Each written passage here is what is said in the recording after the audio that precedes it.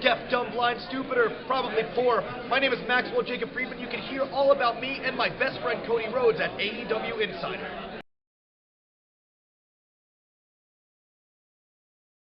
What's up, peeps? We're back. As always, I'm your host, Lee Benson. Thank you so much for joining us for our YouTube edition of the AEW Insider. But anyway, let's get to the show. AEW. Double or Nothing, full card and predictions. AEW's Double or Nothing does start this Saturday, 8 p.m. Eastern Time on Fight TV and other sources. For the buy-in pre-show, we do have Private Party versus Best Friends. Now, I'm a huge fan of both of these teams. Way before they even made it to AEW. I've seen Private Party wrestle tons of times in House of Glory in New York, and I've seen the Best Friends wrestle all over, and especially Beretta when he was with WWE and with New Japan. I've seen them all live. But anyway, on the usual, I would go with Private Party, but I gotta go with the Best Friends on this one. So I do pick the Best Friends. On the main show, this match was added yesterday. We do have Shawn Spears versus Dustin Rhodes. I gotta go with Shawn Spears. He's a huge talent and he deserves a proper push. Let's hope this is the start of it for him in AEW. I'm telling you, that guy's got the best entrance music, what have you. He needs a proper title run. We also have MJF versus Jungle Boy. You know who I'm going with? My dog MJF. I think MJF is going to destroy Jungle Boy. Wardlow will get involved, and that's going to continue to set up a Luchasaurus versus Wardlow in the very near future. The winner, MJF. We also have Dr. Britt Baker versus Chris Statlander.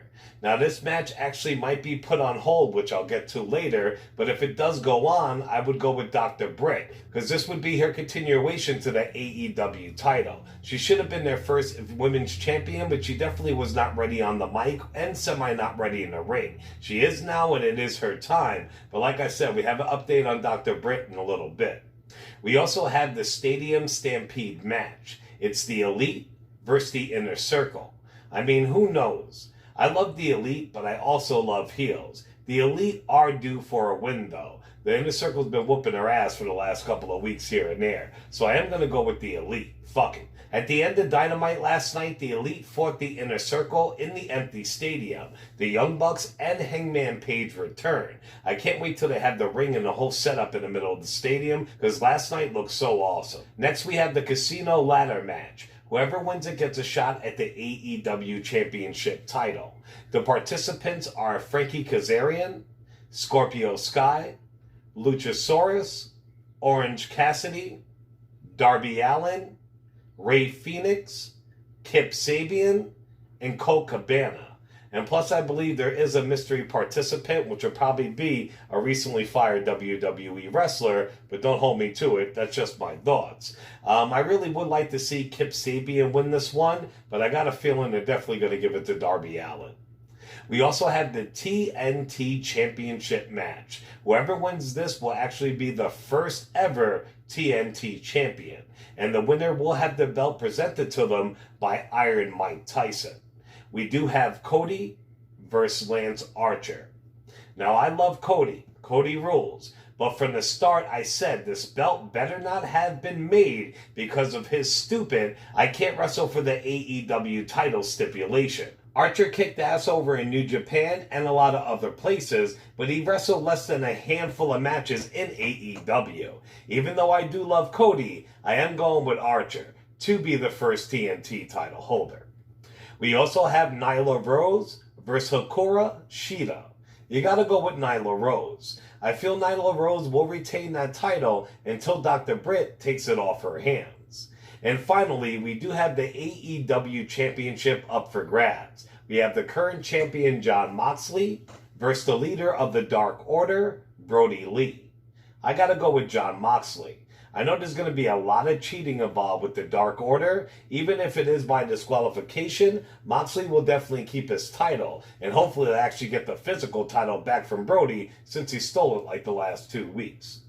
Now, rumors are going around that Dr. Britt Baker was seriously injured last night at AEW Dynamite and might be out for quite a while. She really is proven to be injury prone. on the WWE. Well, I reported that Jim Cornette recently criticized Becky Lynch for getting pregnant while being a top star in WWE.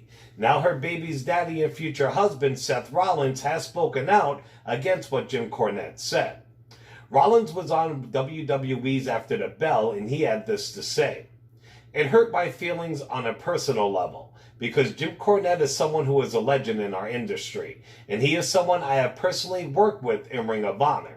For him to come out and say some real negative things, some chauvinistic things about women in general and pregnancy in the industry, it kind of caught me off guard and made me lose a lot of respect for somebody that a lot of people already lost a lot of respect for.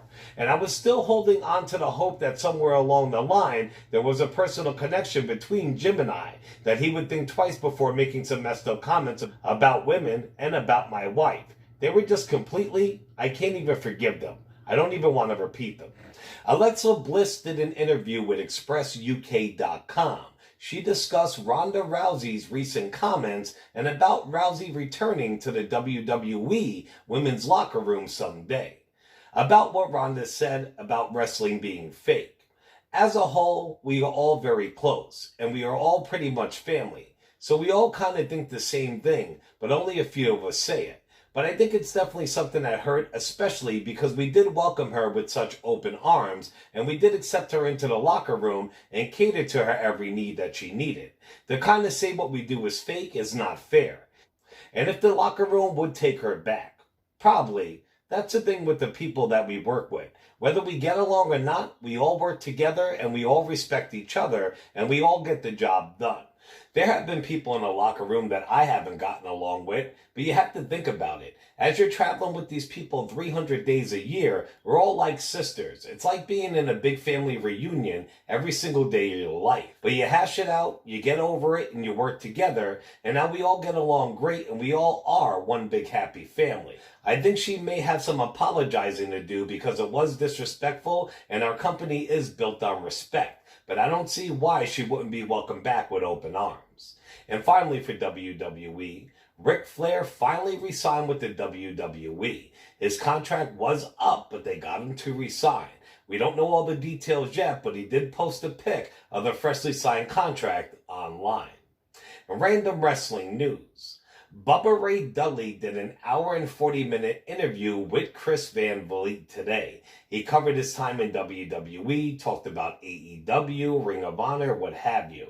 Check out the video on our social media. It's fucking awesome. Alright, peeps, remember, if you want to win a Series 1 AEW La Champion action figure, you have to be a subscriber. As long as you're subscribed, you can pick any video. It can even be this one. You just have to like, share, and comment. So subscribe to our YouTube, pick a video, like, share, and comment, and boom, you're in the running for a Chris Jericho AEW Series 1 Unrivaled action figure. And remember to show us some love on all major podcasting platforms, also on YouTube and Facebook under the AEW Insider, and on Twitter under the AEW Insider 1, as in the number 1. And remember, if you do not see me on here, look up the AEW Insider on all podcasting platforms and check out our podcasting show. All right, peeps, I'll talk to you guys after Double or Nothing. Ciao.